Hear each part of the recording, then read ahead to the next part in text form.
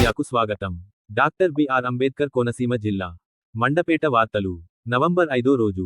ప్రస్తుత ఖరీఫ్ సీజన్లో ధాన్యం కొనుగోళ్లు అధికారులు మిల్లర్ల సమన్వయంతో సజావుగా నిర్వహించాలని జిల్లా కలెక్టర్ ఆర్ మహేష్ కుమార్ సూచించారు.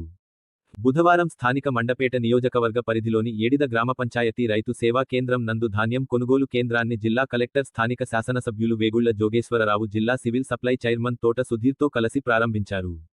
ఈ సందర్భంగా జిల్లా కలెక్టర్ మాట్లాడుతూ దళారీ వ్యవస్థల చేస్తూ పలు ఆదేశాలు జారీ చేయడం జరిగిందన్నారు. రైతులకు ఎటువంటి ఇబ్బందులు లేకుండా ఈ ఏడాది ధాన్యం కొనుగోలు కార్యక్రమం పండుగ వాతావరణంలో నిర్వహించాలని సూచించారు. గత ఏడాది ధాన్యం కొనుగోలు సమయంలో క్షేత్రస్థాయిలో గుర్తించిన సమస్యలు ఈ ఏడాది పునరావృతం కాకుండా మెలకువలు పాటించాలని సూచించారు. ముఖ్యంగా గన్ని బ్యాగులు, లేబర్, ట్రాన్స్పోర్ట్ వంటి సదుపాయాలను సిద్ధం చేసుకోవాలని ఆదేశించారు. గన్ని బ్యాగ్స్ సరఫరాలో దళారులను అరికట్టడానికి చొరవ తీసుకోవాలని, ప్రతి అంశం డాష్ బోర్డులో అందుబాటులో ఉంటుందని పారదర్శకంగా వ్యవహరించాలని ఆయన అధికారులు పిలుపునిచ్చారు.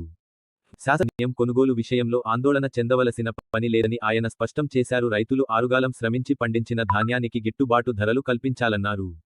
జిల్లా జాయింట్ కలెక్టర్ టి నిశాంతి ప్రసంగిస్తూ గ్రామ వ్యవసాయ సహాయకుడు ఈ పంట, ఈ కేవైసీ నమోదు చేయాలన్నారు. పంట కోతల తేదీల ఆధారంగా రైతుకు కూపంలను సక్రమంగా జారీ చేస్తూ విక్రయించాల్సిన పరిమాణం రకాల వివరాలను నమోదు చేసి తేదీ, సమయాన్ని సూచించాలన్నారు. పరీక్షించిన నమూనాలు నిబంధనల మేరకు FAQ ప్రమాణాలకు అనువుగా వరి నాణ్యతను మెరుగుపరిచేలా రైతులకు సలహా ఇవ్వడం, తదనుగుణంగా షెడ్యూల్ చేయడం, ధాన్యం విక్రయించిన రైతుల సంఖ్య, చెల్లించిన మొత్తంతో కూడిన సమాచారం ఉంటే రైతు వివరాలను అప్డేట్ చేయడం ద్వారా వాటిని పరిష్కరించాలన్నారు. జిల్లా వ్యాప్తంగా 2000 వాహనాలను ధాన్యం రవాణా GPS రిజిస్ట్రేషన్ పూర్తి చేయడం జరిగిందన్నారు. BAA ఇచ్చిన షెడ్యూల్ తేదీ సమయంలో రైతుల సాగు క్షేత్రాలను సందర్శించి ధాన్యం నమూనాలను సేకరించాలన్నారు. రైతు సేవా కేంద్రం వద్ద అన్ని 5 రకాల నమూనా పరీక్షలు తేమ, వ్యర్థ పదార్థాలు, మట్టి రాళ్లు, తక్కువ శ్రేణి ధాన్యపు గింజలు, పరిపక్వం కాని గింజలు పరిశీలించి నిబంధనలకు, నాణ్యత ప్రమాణాలకు అనుగుణంగా తరుగులను విధించాలన్నారు. FAQ ఫలితాలకు సంబంధించి ప్రభుత్వ ఉత్తర్వులు, సూచనల ప్రకారం టెక్నికల్ అసిస్టెంట్ ద్వారా విశ్లేషించబడిన ఫలితం అంతిమమైనదని, సంరక్షణ అధికారుల సమక్షంలో రైస్ మిల్లర్ ద్వారా ఆమోదించబడుతుందన్నారు. FAQ పరీక్ష ఫలితం నిర్దేశించిన ప్రమాణాలకు లోబడి లేకపోతే నాణ్యత మెరుగుపరచమని రైతుకు సలహా ఇవ్వడం జరుగుతుందన్నారు.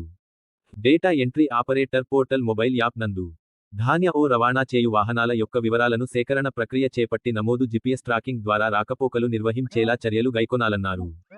రైతుకు గోనె పంచులు, హమాలి రవాణా వాహనాల కేటాయింపు వివరాలను మొబైల్ యాప్ నుండి నమోదు చేయాలా అన్నారు.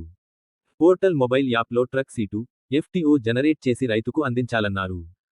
కస్టోడియన్ అధికారి ధాన్యం వాహనాన్ని సకాలంలో అన్లోడ్ చేయించాలన్నారు. ధాన్యం ట్రక్కును అన్లోడ్ చేసే సమయంలో ఏవైనా సమస్యలు తలెత్తితే సంరక్షక అధికారి సమస్యను పరిష్కరించాలన్నారు.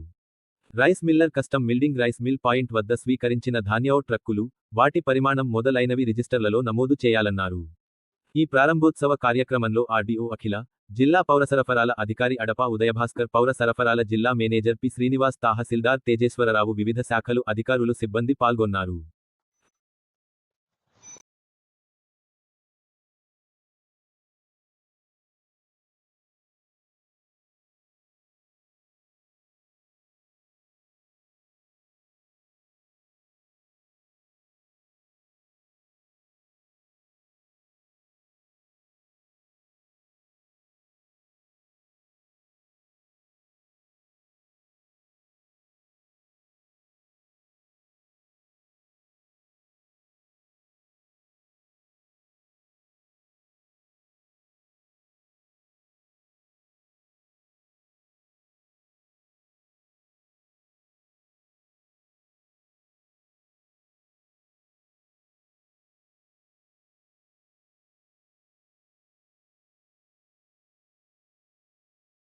కోఆపరేషన్ ఉంది. రైస్ మిల్లర్స్ ఆల్సో మిల్లర్స్ కూడా ఉన్నారు.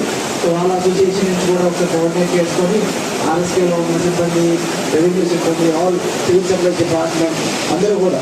So they will definitely help you out. Definitely with this close this అండి. Thank you. గౌరవ కలెక్టర్ గారికి, జాయింట్ కలెక్టర్ గారికి, గౌరవ చైర్మన్కి, అందరూ అధికారులకి